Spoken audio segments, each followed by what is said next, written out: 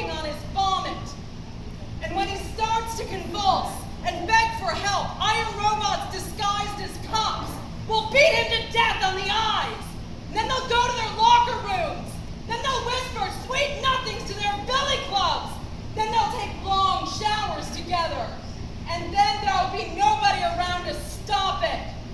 The last beautiful buffalo in America is dying of onesiveness and choking on his own vomit. In the glittering center of some sequined desert, choking on his own vomit, and nobody's there to stop it! I'd like to make love to the rhythms of his gasps. I'd like to make love without stopping until he becomes extinct or I become extinct. Whichever comes first. It's going to be a close race, and even now it seems too late. There is not a blessed tree left in this land. No sacred rivers have been spared. This is a land named after rapists and racists. Cortez, DeSoto, Sherman, Boone, Franklin. This is a land named after its conquered. Dakota, Ojibwa, Iowa, Cherokee. This people has soaked occult power sources dry for every dime and not paid 1 watt of power back. This race has chased all message-bearing birds down canyon out of the sky and replaced them with bloodless plains. Get it through your fucking heads! America was not discovered by Columbus. America is still a secret land as yet undiscovered by anyone. The circus has gone crazy.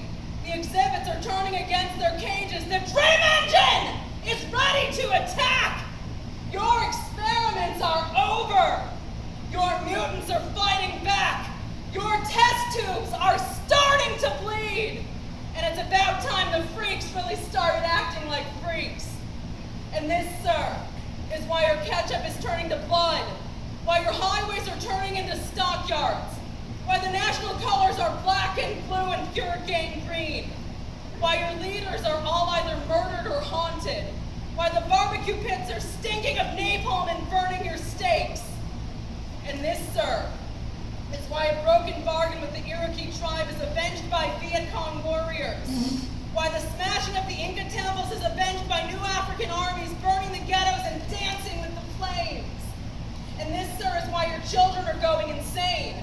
And this, sir, is because our insanity is the greatest gift we can give a world whose mental health makes us sick.